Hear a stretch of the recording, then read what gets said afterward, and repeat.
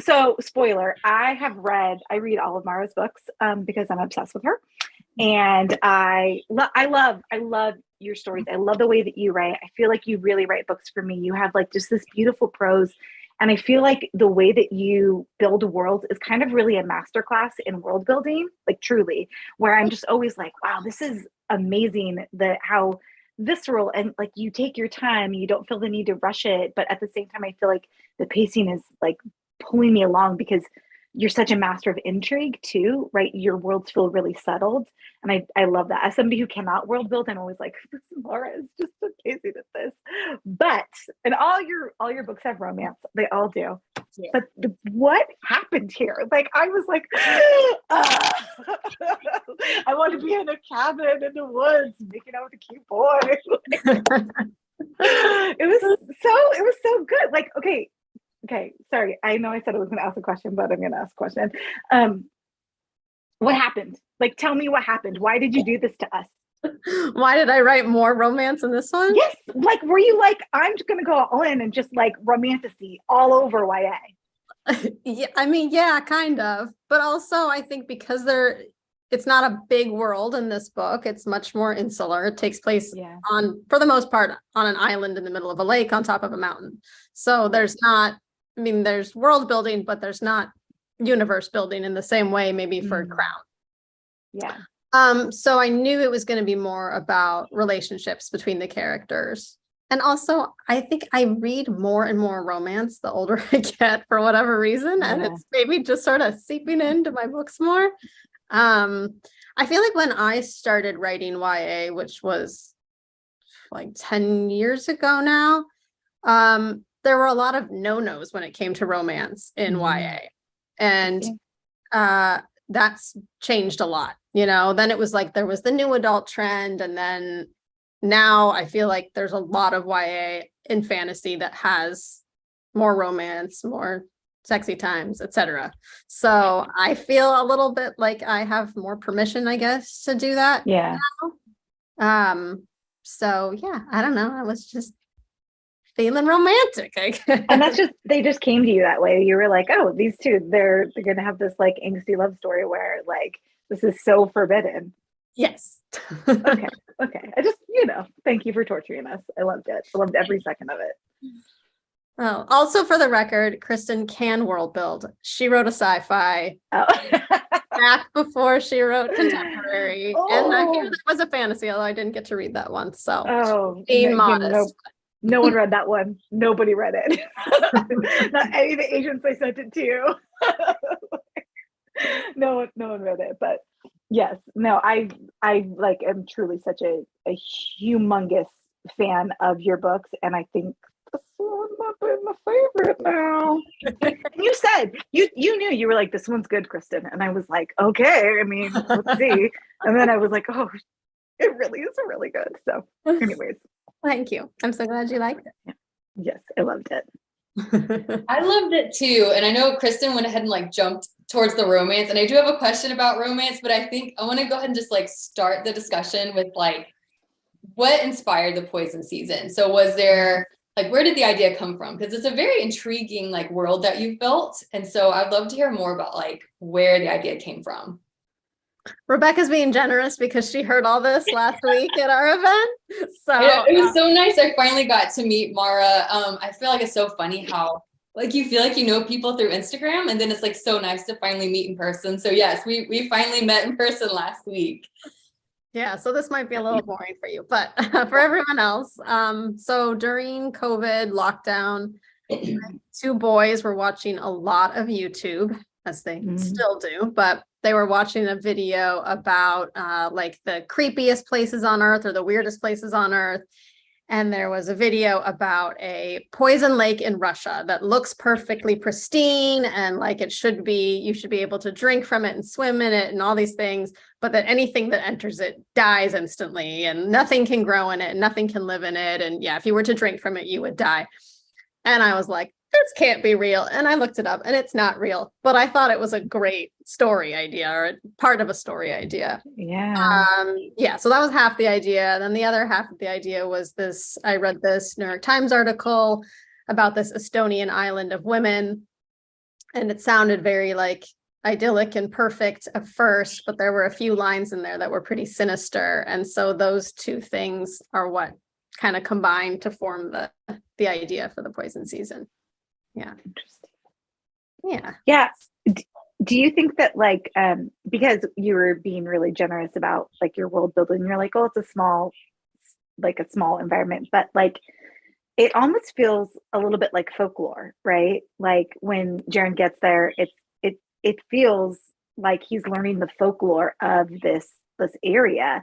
And you've built in like rituals and music and like all of these things into your world. Like, and I heard Stephanie say that you have like a degree in some kind of cultural, what is your degree in? Yeah, a master's in cultural studies, which doesn't mean much, but it was fun to get. I mean, like, is that stuff like really like is that important to you? Like, so like, because you have to, did you like pull that from somewhere? Like where Rebecca's saying about like, you know, what was your inspiration? Like, it wasn't just the lake and the women on this island or the, you know, wandering forest, but it's like, there's so many more layers to that. Where do you draw that inspiration? I think, yes, I've always been fascinated by culture. I have my bachelor's degree was in cultural anthropology. So folklore, fairy tales, storytelling, how that informs a culture has always been really fascinating to me. And then I think just living in different countries has broadened my horizon.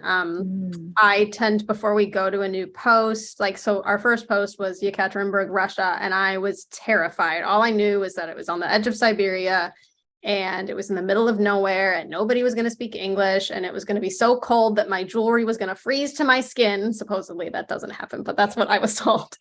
And I was really freaking out and I was like, how am I going to get excited about this? Because this is going to be 2 years of my life. And so I started just reading Russian fairy tales and Russian folklore. And that was like my entry into Russian culture. I mean, my husband he was kind of a Russophile and was always really interested in Russian politics, but that's not my thing. Stories are my thing. So that was kind of how I got excited. And in fact, the region that we were in, the Ural Mountains, has its own folklore and fairy tales, separate from just generic Russian ones. So that was really, that's kind of how I get excited about when we're moving to a new country and how I can sort of understand a culture better, is sort of through, like, so a lot of people probably don't know this. I didn't know this, but before we moved to Serbia, I was researching the folklore and vampires, like modern day vampires, what we think of as vampires, those stories started in Serbia. So there's just all this cool stuff that people don't know about, but yeah. So that's sort of how I get excited about where I'm going to live. It gets me inspired to write. And so I guess all of that informs world building. And I wouldn't say I think of it overtly that way, but I guess getting out of your comfort zone and being in a different culture makes you more aware of all the little things that make up a society, I guess. Ooh, that's my long-winded answer for that. I loved every second of it. Please be long-winded. So you're just talking about world building, was because I also was like super impressed with how you built the world up in the story. And that's, first of all, it's so hard to do in a fantasy standalone. Like, so when you can find a book that does it well, it is like just so incredible to experience. So it's from like one world builder to another. Was there like a certain aspect of the world building that you loved the most, or that came really easy to you, or like parts that were really hard? I just like to like pick your brain a little bit of like what was like your favorite aspect of building the world? I think like the domestic aspect of this world, because we were in lockdown and on my house, you know, we don't pick our houses in the Foreign Service. We're just assigned a house and we don't get to pick our furniture. I was like, we have to spend so much time in this house. How am I going to make it cozy? And so like focusing on what it's like inside Lilo's cottage became important to me. The clothing that they wore, I think, so I like doing that. So I'm not a big like food describer, unfortunately. I think I could get better, but I loved in Rebecca in your book when you talk about like the tea with the cream and honey and all the little like cakes and things. I don't know, maybe because I'm not a big foodie, but I should focus on that more. But Yeah, I think clothes are fun to Neither. describe. Yeah, I'm trying to think what else about this culture in particular. I mean, the magic became part of the culture, but it wasn't the first thing that I thought of. I actually had to really think about what magic system am I going to put in this book? How can I make it different from other magic systems that I've done? Or every time I would think of a magic system, I would Google it to see if someone else has done it. And of course, they've already done it. So it's really hard to come up with something new. And so singing obviously isn't new, but this sort of idea of like sirens that aren't ocean sirens, but more like landlocked sirens. Yeah. And sort of folk music singing as opposed to maybe just more, I don't know what the siren song is supposed to sound like in other other stories, but having it sound more like Scandinavian, that kind of thing, and not having words, because I don't want to have to write a bunch of songs. So. Right. And then you're kind of making a statement too with the magic system that you've built in. Like I liked as you go through and you learn more and more about the magic system, you're kind of like, you're saying something about magic, right? And about like, I don't know, maybe you weren't, but I inferred from it that you were saying something. I was like, I get it. I see the bigger picture here, what you're trying to do. Yeah. But I mean, I don't want to get spoilery. Yeah. Yeah, I don't want to give away any like spoilers, but I really love that. I love that everything you do feels incredibly intentional, right? So like when you're building your world, it feels like you're telling me a story, right? Instead of and you do so much world building through like tales, right? So it feels like you're like telling me like a story. I mean, you are telling me a story, but instead of feeling, I don't really know how to describe it. It feels like you're telling me a bedtime story sometimes when you're world building. But then with the magic and like a lot of the what is it when people are together? Sorry. Relationships. All right, words, guys. Me, word guy, time good. With the relationships, all of that felt incredibly like purposeful, and I love how you're always saying something with that. I'm gonna skip again, Rebecca. I'm sorry, but That's okay. I one of my favorite things about a Mara book is that you always include siblings. It's like it really does become like the anchor of all of your books. And with this one, the anchors, you had them on both sides because it's dual POV. And I loved it. And there is a scene. I know that Jaren has 3 sisters, but at one point he's talking about him and then the 2 older sisters, because I think the younger one's quite a bit younger. She's immature. She's not that much younger. Yeah, because she's 15, right? She's 15. Yeah. Okay, see, but like it was. I love that, and I was like, oh, I see you and your sister and your brother, triplets, and I just is it important to you to always have sibling stories, or why do you come back to them constantly? Yeah, I mean, I have 5 siblings, and I didn't grow up in a house with my 3 oldest sisters. They're my half sisters, but they're a big part of our lives and who we are. I mean, my triplet siblings obviously are, especially my twin sister who's over there, are a huge part of my identity and how I guess think of my place in the world. And a family is sort of a microcosm of society at large. And so, yeah, I don't know. Siblings are just a big part of my life. And I've written one book where it's the character is an only child. So maybe I'm learning to not rely on that so much. But I just love sibling dynamics. I think they make for good humor and give you a good view of the main character sort of in relationship to their siblings. So how many siblings do you guys have? Because I'm trying to think about siblings in your books. My husband's the oldest of 7, but I have a sister, and I have one sister that I'm very far in age, and we don't talk. So like I kind of operate like an only child, but then my husband has this enormous family. Yeah. So yeah. And I'm the oldest of 6, so I love the sibling dynamic as well. Yeah. Wow. I'm fascinated by it. It feels when people write it, it feels like this club that these people share, and the only way to get in is DNA. It's like this really like cool like thing that like, and it provides this amazing shorthand. And like you were saying, the characterization, when you have a sibling who can kind of mirror back to the reader the character and tell you a truth about them, I think that's really cool. And I didn't even realize that you were doing that until you just said that. And I was like, yeah, of course she did that. I noticed. I also really loved because you also built really complex like relationships with like Sage, her cousin, that I thought was so well done.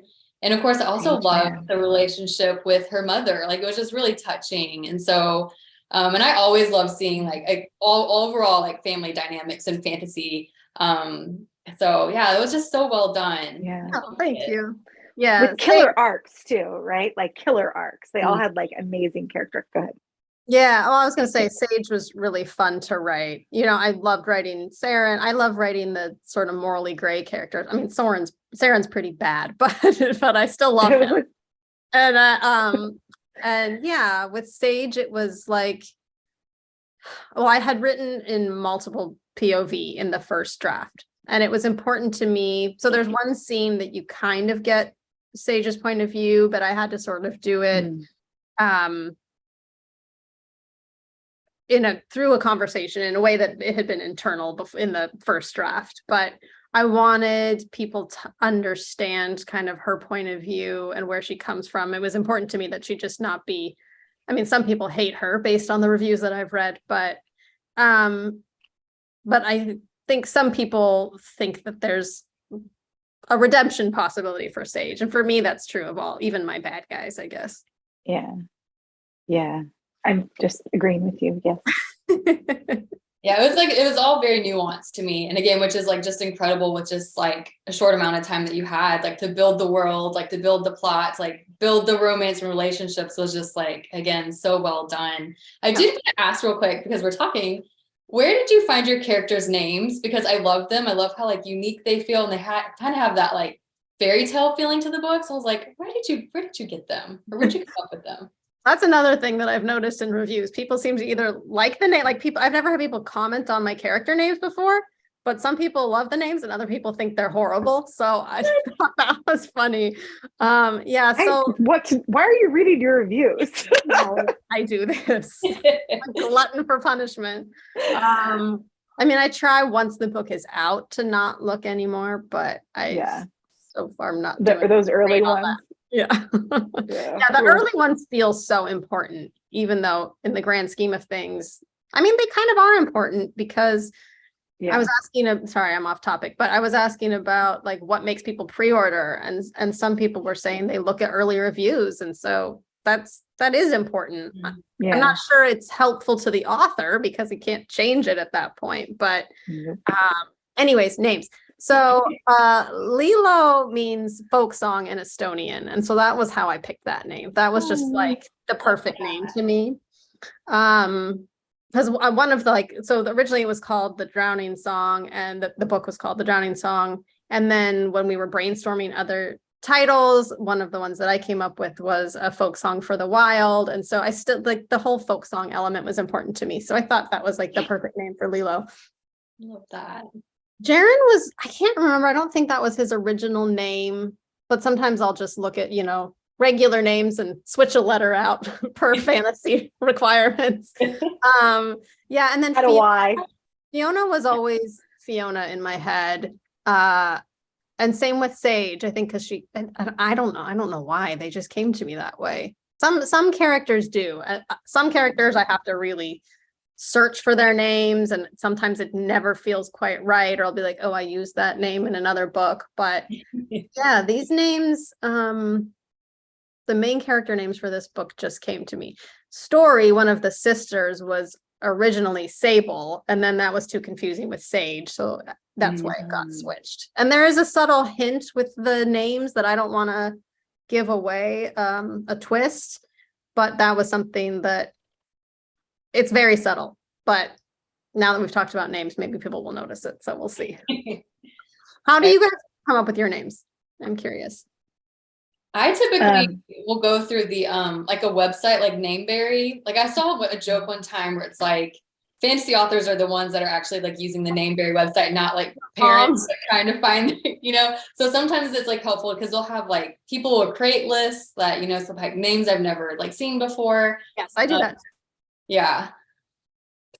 Yeah, or I'll look up like nature names, or if I'm using elements from a certain culture, I'll look up names from that country, whatever. Yeah. I go through my kids' phones. I'm like, what are because like I'm telling, I'm not telling a fantasy story. So the name it can be different, but I mean typically, well, Ellis and Easton and Some Mistakes Were Made, that kind of just came to me, like those names. And I was like, oh, I love the name East. You can call him Easton. That'll be cute. And then I don't know why I'm pretending like okay. So then in my next book, which is not out yet or announced, all of the kids have nicknames.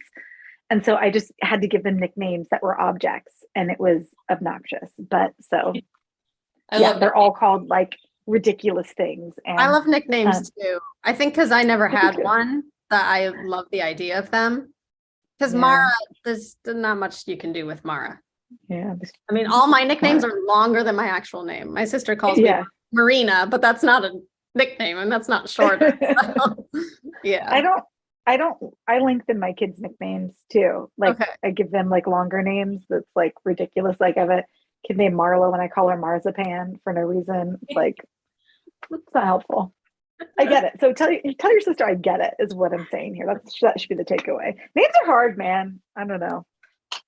I'm bad at last names. That's something, especially in fantasy. So I know some people, I don't know how you guys do like your character development. If you have like a whole, dossier for them where it's like, this is their birthday, this is their full name, this is their, star sign, their, Enneagram, etc.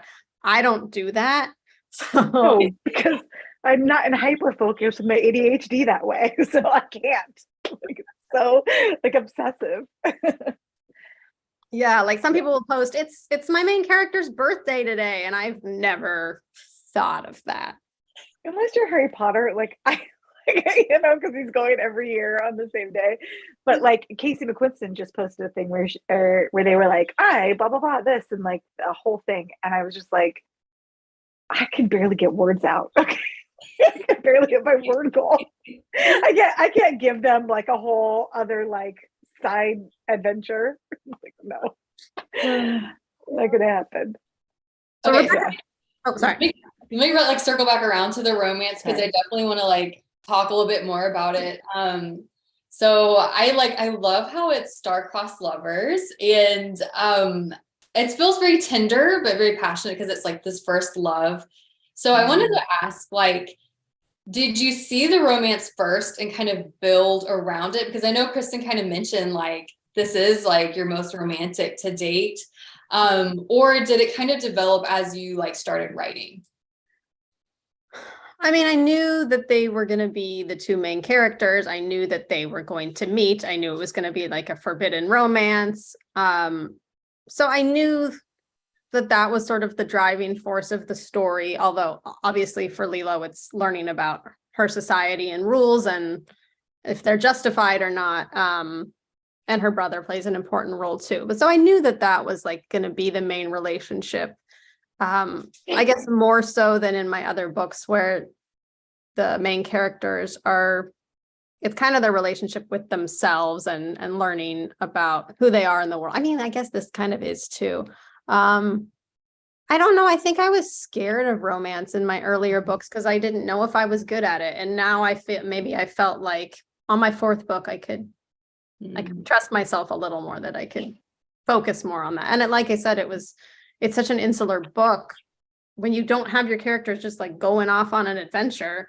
I mean, what else are they going to do? Yeah, but okay, I read a lot of romance, and this is why I think you're good at romance. I think you're really, really good at romance because I was actually dissecting your book earlier. It's normal. I was talking about what I loved about the romance, and I was like, the great thing about this book is that you understand that tension is just as important as all of the other things in a romance, right? Like that it's not all the scenes where you're kissing, but it's all the scenes where you're not kissing, right? And that all you want them to do is smash their faces together, and they're not, and you're like, ah! or when they're separate, but you're creating that longing in the characters and in the reader, and you do that so well. And I was just like, Mara knows, she gets it.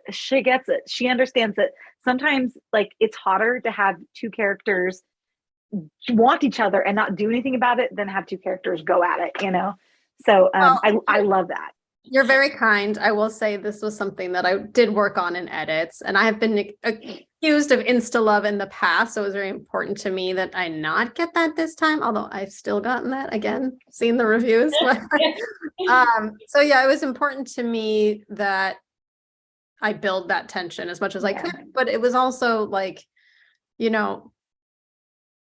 for me, I don't know about you guys, but for me, when I'm plotting, it's like, I don't want to get to the climax or the midpoint too soon or whatever. So I'm like, how can I stretch this out a bit without it being boring, And so like, I knew that they weren't going to meet immediately in the story. And so how was I going to keep the reader invested until that point? Which I find challenging. I don't know, like. Yeah. That's good, because they don't actually meet till like chapter it's a ways in. It's like a third. Yeah. Read.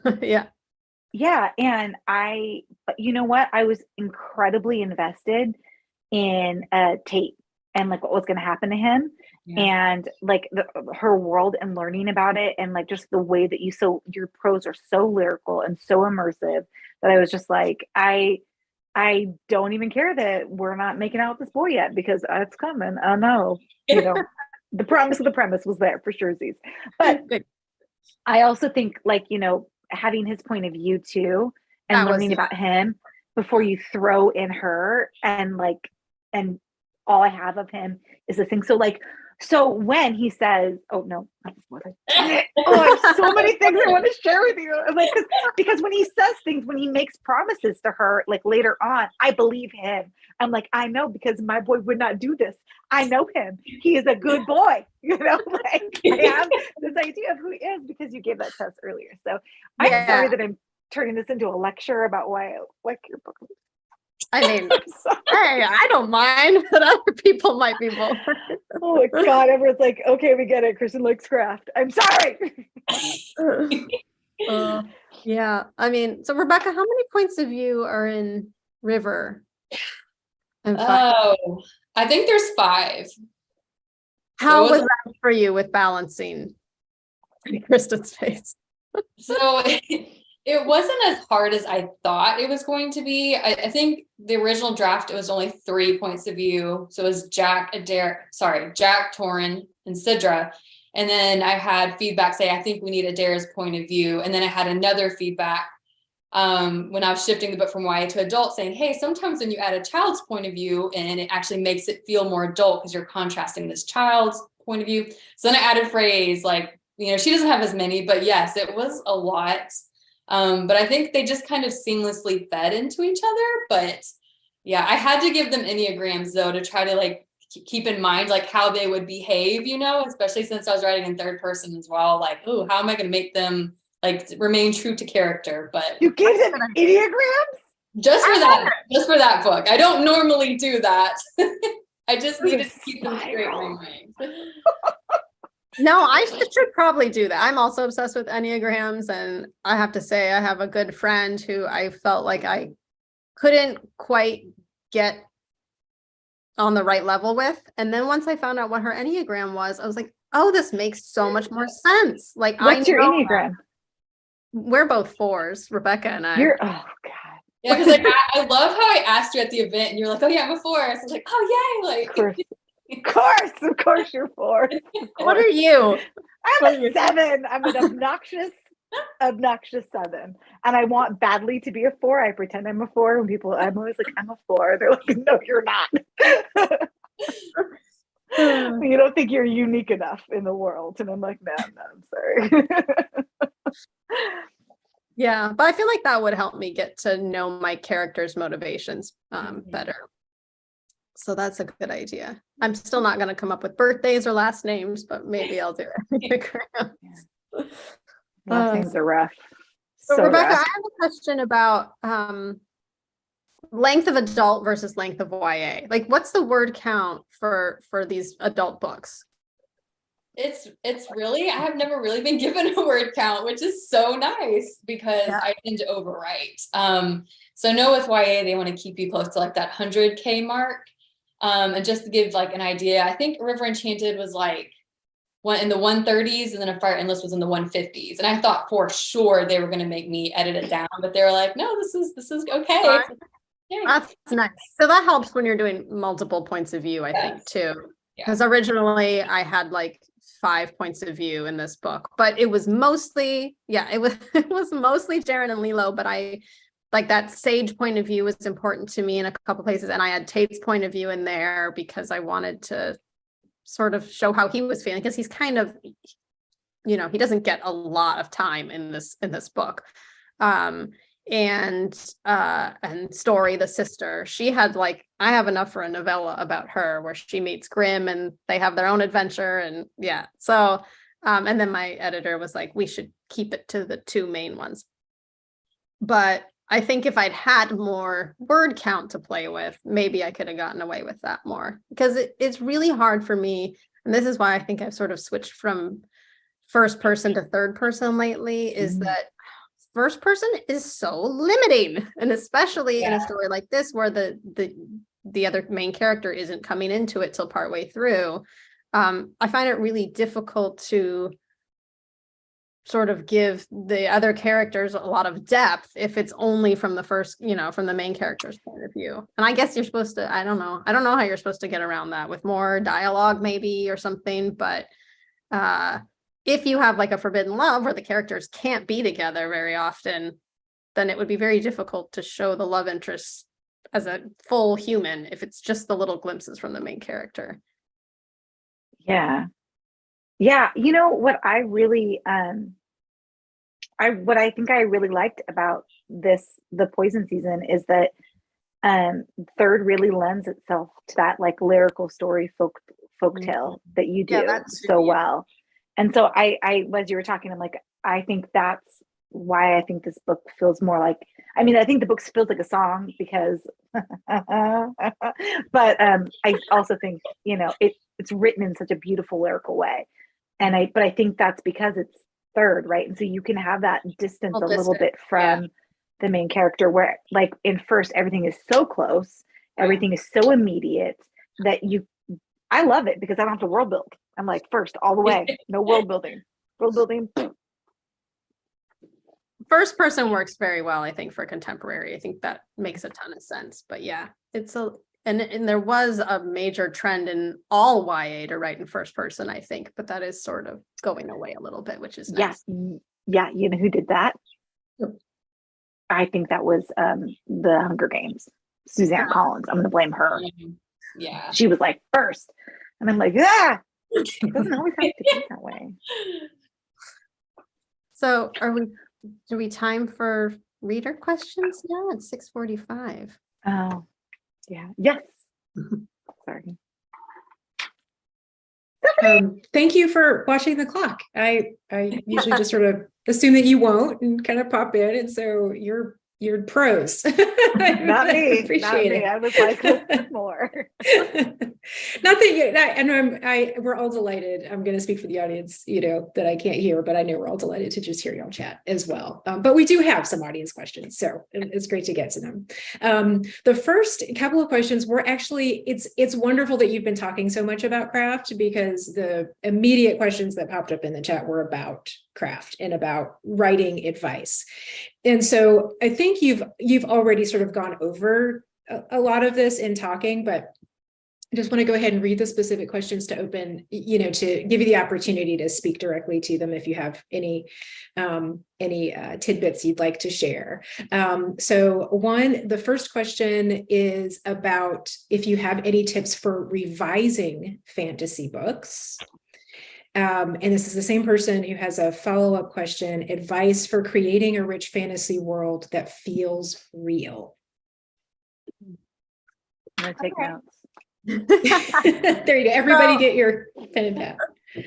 So for revising, I'll be honest, I love drafting. Revising is not my favorite. And it's especially difficult to do when you don't have an editor. And so I think that's really where, if you're not agented or you're not published yet, your critique partners are so important, because I'm terrible at seeing my mistakes, my faults, my blind spots. I'm not good at recognizing them. I'll read the draft I just finished and be like, looks good to me. This doesn't need anything. And Excellent. I know it does, but I can't see it myself. So I think it's so important to find critique partners who like the same kind of books that you do, who are, and this is really hard. It took me a really long time to find good critique partners, because everybody really just wants to know what you think of their book. They don't really want to give you feedback, So finding someone that knows how to give feedback, that knows about the compliment sandwich, and knows, what is helpful feedback and what isn't. It takes time to find those people. And fortunately, I feel like the online writing community has gotten so much better that there's a lot of places to find that. But yeah, in terms of just revising, it really depends on what you need to do. I know some people, when they get an edit letter, will divide it into chunks and focus on those things. I tend to go through chronologically, because otherwise I feel like I have to jump back and forth a million times. But I don't know. What do you guys think? Honestly, like everything you just said, like I agree with so much, because I feel like me and you're really similar. We both like really love drafting. So revisions are hard for me too. And I 100% agree with you with like, before I worked with an editor, I had no idea how to revise myself. And so now that I have worked with editors and I know exactly like what my tendencies are, I think it's helped me like become a better reviser, since I typically don't like doing it either. And I'm the same way too. Like I will just kind of like read through an edit letter and then work linearly to like start at the beginning, because I don't like jumping back and forth as well. But and yeah, critique partners, they're invaluable. I know, Kristin, you should talk about the hashtag you and Adrian created that helps connect. We co-created.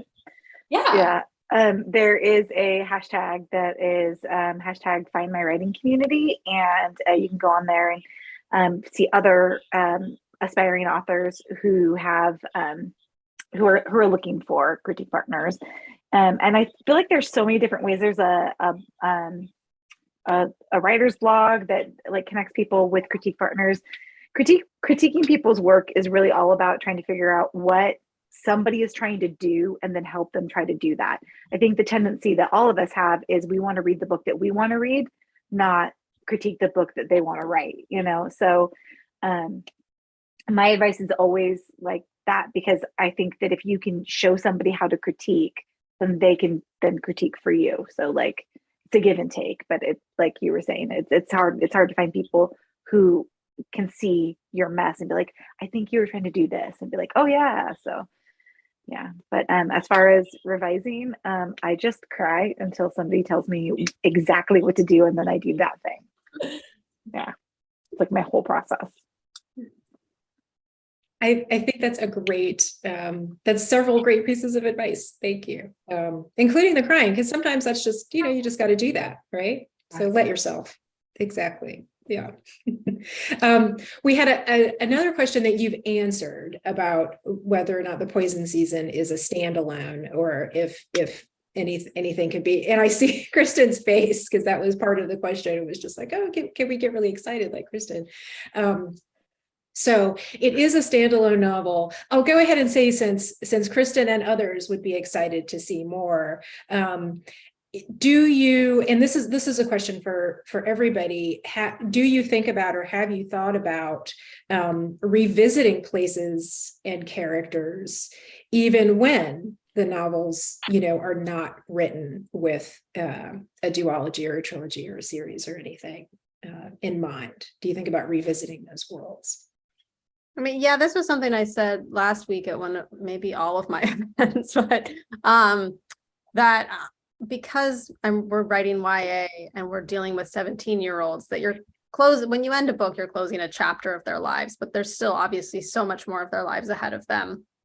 And so I feel like I could always go back to that world and write more of those characters, or a side character, and that to me is much more based on demand and what the readers want. And if they're vocal about it and the publisher sees that, then maybe they'd be interested, which hasn't happened for me, but I would always be happy to go back and, look at something else. This was the first book I wrote knowing it was the first book I wrote under contract. So I knew ahead of time it was a standalone. And so I knew how I wanted to end it. I didn't want to leave a bunch of loose ends, I wanted it to have a satisfying conclusion, but of course there could be more. There's always room for more for me. So you have so many ideas too, though. I mean, like, can you talk about what you're working on next? Yeah, I mean, so I have a book coming out next fall. I'm not 100% sure when. That's A Multitude of Dreams, which is a Mask of the Red Death retelling, Gothic fantasy. And that, so I'm excited for that. That's pretty much done on my end, just waiting on a few small things. And then that one I can sort of set aside until it's time to promote it.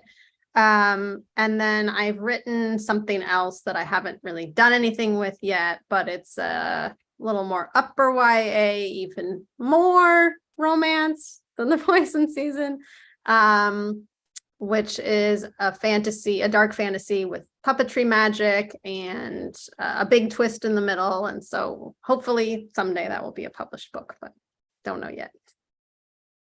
Oh, I believe in it. I believe. Well, what about you guys in terms of revisiting stories? Next. So it is interesting. Sometimes I will have readers ask, specifically, they always ask about the standalones, right? So like, oh, will you revisit this world? And like you just said, it's like, well, no, because it's not, I don't have a contract for it. I don't think my publisher is interested in like having another book, but sometimes things happen like, and if there was a big demand or the book really took off, I mean, who knows? I never say never, but I don't have any plans now. Yeah, I don't either. I know my publisher actually recently proposed that to me, but for me, I feel a little bit like if I was to like write a book about one of the beloved ancillary characters, I would be afraid of ruining them. And I feel like the pressure would be too much for me. You know what I'm saying? Like, so like for me, the story doesn't really continue because obviously, it's a romance. So they're together in the end. It's not a spoiler. So I would have to like do it with one of the side characters. And if I did that, then like, what if you don't love him anymore? Like, you know what I'm saying? Like, it seems like a lose-lose. And I always think about Cassie Clare, and she was like, when she finished the first series, the first Mortal Instrument series, she's like, I don't think about Jason Clary at all anymore. And then she wrote more of those books. So lies, everybody is a liar. So the moral there is it still might happen, Kristin. Listen, I don't ever think about the beginning, and then here we are 75 books later. Right. Great, thank you. And our next question is about folklore. That was also a great conversation. And so we have someone who wants to dig into that a little bit more and asks the three of you, what are your favorite folklore tales? Is there a specific tale or a certain culture from a certain culture that you truly love? So I love Beauty and the Beast retellings. I love Little Red Riding Hood as a fairy tale. I love like Angela Carter's fairy tales reimagined, the dark ones. That I always love those. Of all of the like research I've done for A Place I'm Gonna Live, I really love the Russian fairy tale of Cachet the Deathless, which I wrote a retelling of that didn't sell. That was my Pitch Wars book. Which has, I don't think this is spoilery in any way. It's a story that's been around a long time, but a soul trapped in the eye of a needle, inside an egg, inside a rabbit, inside, inside all these other things, kind of got that like Matryoshka doll motif. And it's really creepy. And it's one of my favorite fairy tales. So. Thanks, Mara. Do you have one, Bex? So I think one of my favorites is East of the Sun, West of the Moon. And it's also very similar to Cupid and Psyche. Like I just am, I'm like trash for that. So like anything like, and that's kind of similar to Beauty and the Beast too, right? Yeah. So yeah, I just love that myth the most, I think. It's one I'm most drawn to. That's where Easton's name came from, because that's like, as an adult, that's been my favorite. But when I was a kid, my favorite was the 12 Dancing Princesses. Like, I loved that one. And I think it's because Fairy Tale Theater had like that, they did like a thing, and I was just like, this is everything I need to be. All the shoes and the dresses. Yes, I loved it too. It was such a girl, such a little princess for me. So yeah. Was that your answer, Kristin, or did you have? Okay. Nope, I'm done talking. So our next question is from someone who has something in common with you, Mara. I grew up with a Navy dad and we lived around the world too. Do you know where you're moving next? And have you already begun research for a new story inspired by that place? So we just left Serbia this summer and moved to Belgium. So we've been there since August. I don't think there's a ton of like Belgium specific folklore. It's all kind of more just generic Western European folklore, which isn't as interesting to me because it's been done a lot more. But and then we have no idea where we're going next. We'll be there in Belgium for 3 years, and then it could be literally anywhere. So hopefully somewhere with good folklore. Great. Oh, sorry, just to switch screens real quick. Next question. How do you decide, it's back to the standalone series. How do you decide? And it may not be, I'll just go ahead and say, it may not be you who makes the entire decision, right? How do you decide what's standalone and what's series when you're writing? Yeah, I mean, for me, I always wrote Crown of Coral and Pearl with the intention of it being a duology, and it sold as a standalone. And then about a month before it was supposed to come out, there was a new director of the imprint, and she was like, she wants to write a sequel. Why haven't we pursued this? And then they bought the sequel. So that was nice because I already kind of knew what I wanted the sequel to be about, and I had to write it pretty quickly. So that worked out well. But Luminous, I also had a sequel in mind, and it just sold as a standalone and will remain a standalone. And same with the Poison Season, and same with the next one. They were sold as standalones and written with that in mind. So, but the next thing that I wrote that I haven't sold yet, I would like it to be a duology. That is my plan. So yeah, it's a lot of it's up to the publisher. Yeah. Rebecca, what about you? Yeah, it's very similar. I think like when I wrote The Queen's Rising to be pretty self-contained, and it was a 3-book deal. So then I decided, I think I could write a sequel here. And so I gave them a sequel, but then with the 3rd book of the deal, they said, well, we want something completely new. Please give us a standalone, which became Sisters of Sword and Song. So it is sometimes it comes up to like what the publisher wants. And like with River Enchanted, because that's my other duology, like I knew when I wrote River, like I wanted it to be a duology. So that was like one of the big things that was like on the table for me as far as selling it. Like I want it to be a 2-book deal. So but yeah, sometimes you don't necessarily get to make the decision if your publisher is like telling you one way or the other, or they just want to stand alone. Yeah. In contemporary, it's just not a thing YA really does. They call them linked novels in adults, and linked novels are not something that contemporary YA readers want. It's really funny because fantasy, it's almost like if it's a standalone, everyone's like, why isn't there more? But in contemporary, they're like, please do not give us more. Yeah. And it's interesting. I mean, this would be an entirely other different discussion about like how publishers come to decide, even though there so often is, particularly with fantasy, that clamoring for more books, like what they decide to. Oh, it's all about money. Yeah, well, yes, but where those calculations come from, right? Because,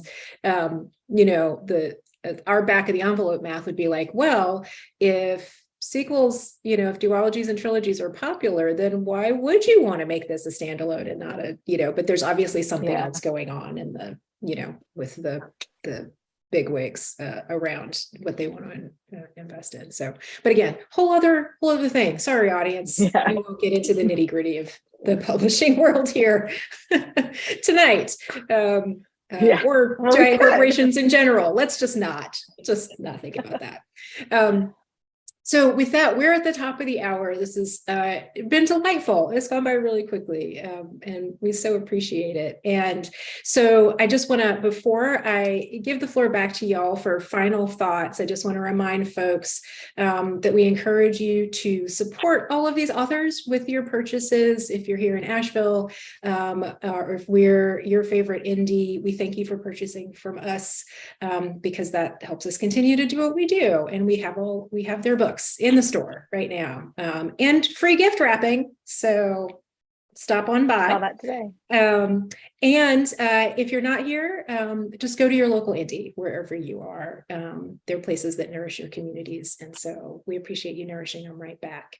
And with that, I will turn it back to y'all for anything that you'd like to say to each other, to the folks at home this evening before we say goodnight.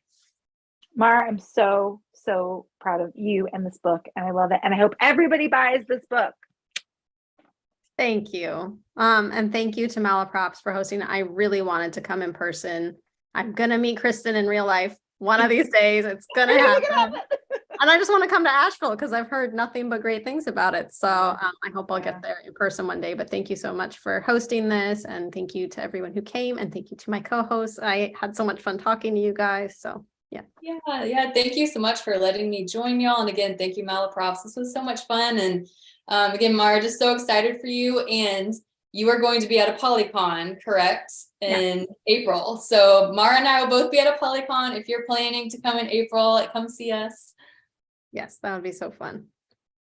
Thank you. Thank you all again. It's been a delight. So pleased to have you. I'm sure we'll be able to do it again at some point, and see you all in Asheville. And to everyone who's been with us this evening, or if you just clicked on the link and are watching it later, we thank you. And happy holidays, whatever they are for you this time of year. Please stay safe and well. And we appreciate you. Good night, everybody.